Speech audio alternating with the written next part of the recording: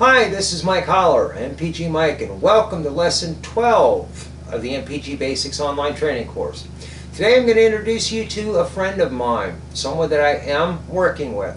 My business, EcoScepter LLC, is providing services for the company that I'm about to introduce you to. So that disclaimer is now out of the way.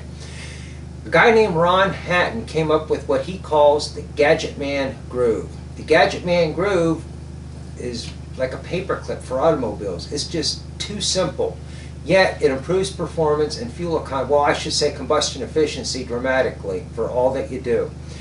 What you do is you take the throttle body, remove it, and carve a little groove inside on the manifold side of the throttle body. The tool looks like a ball on a stick where half the ball has been cut off. So what you have is a hemisphere on a stick. Now this is put onto a 1/8 inch shank, which fits comfortably in a Dremel tool. This ball then carves a groove just inside the throttle plate, kind of like this. You can see the throttle plate here. This would go in and you just plunge and just keep working until you got a full groove. Looking at the throttle plate itself,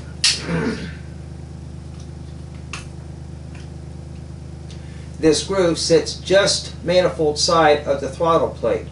And then what happens is, you saw the shape of the tool?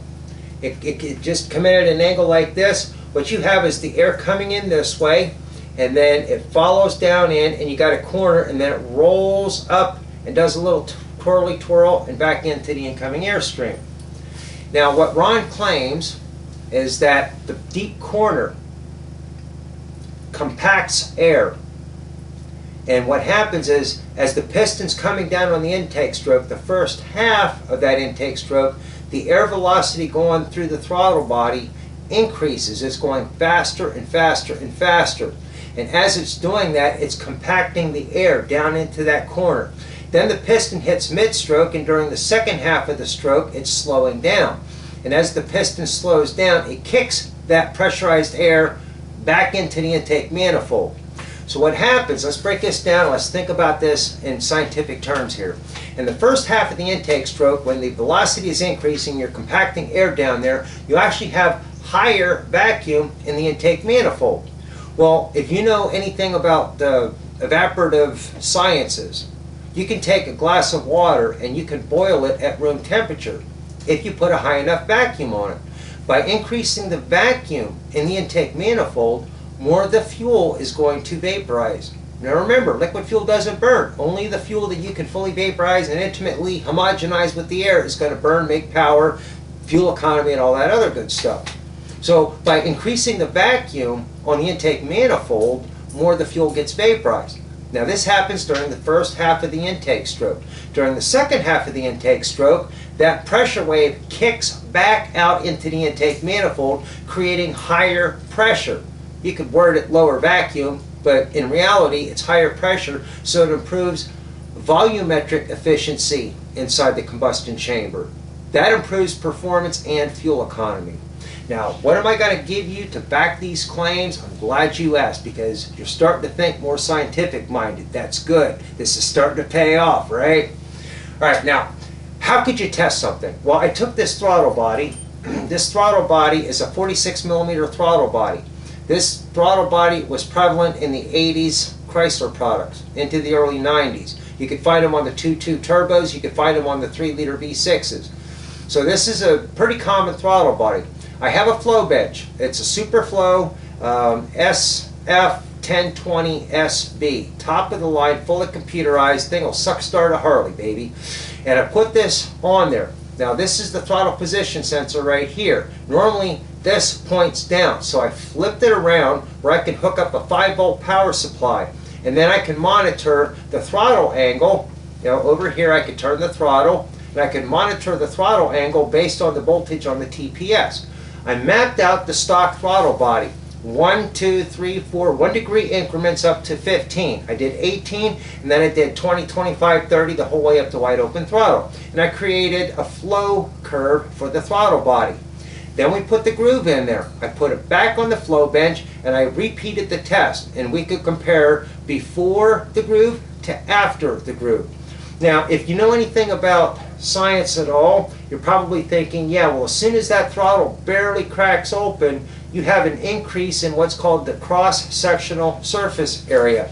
In other words, you got a throttle plate here, and the air's coming in, and normally it just has to squeeze through there. But now it can go down and around and back up and out, so you technically should be able to flow more air that way. At least that's what I thought too, because you're thinking like I did. That's good, that's good.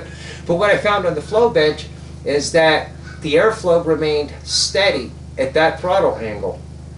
It didn't improve airflow. But here was the surprise. I did get an increase in airflow that was at its peak at 70% throttle angle. Folks, 70% throttle angle is like this. I mean, you can see all kinds of daylight through there. Can you see that? That's 70% throttle angle. That throttle plate is so far past that groove that it just boggles the mind how it could have an effect as far as fluid dynamics go. But it did. Now, the flow bench test was a static test, not dynamic. The engine is dynamic.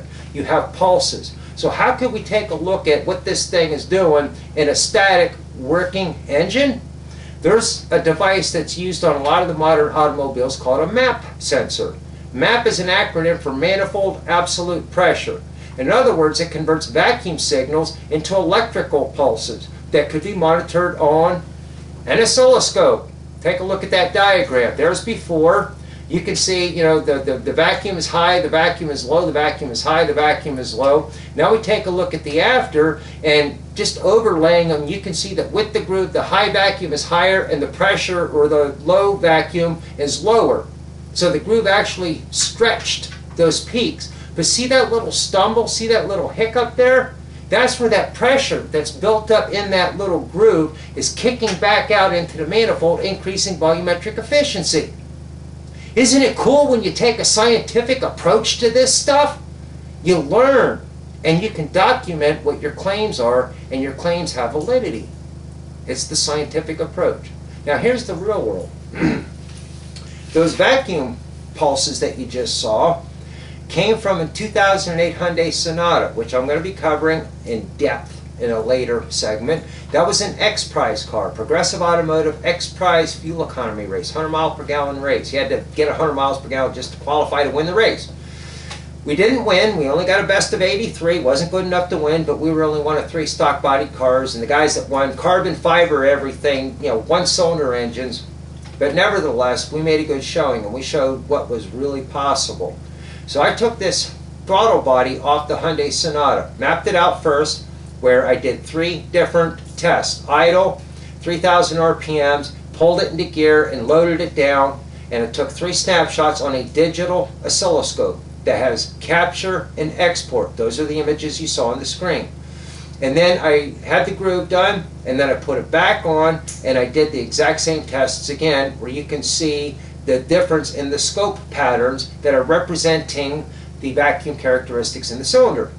So the bottom line is that I felt a massive increase in the throttle response. I found that I can maintain speeds going down the highway at less throttle angle. I got a scan tool that's easy to verify, and I found that fuel economy on my Sonata didn't really go up. But that isn't to say that other vehicles' fuel economy doesn't go up.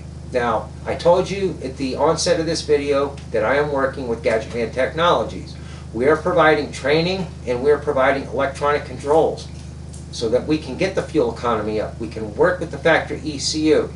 That training is coming at the end of this course. The last, next to the last and the one before that, training, that'd be installment 28 and 29. We're going to talk about the ECU and what you can do to actually get the fuel economy when the hardware says you should.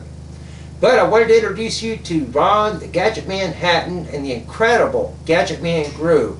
You can go to gadgetmangroove.com. He's got a forum. It's called groovyforums.com, and you can learn more about this technology. Thanks for swinging by, and we'll see you in another 3 days with our next installment.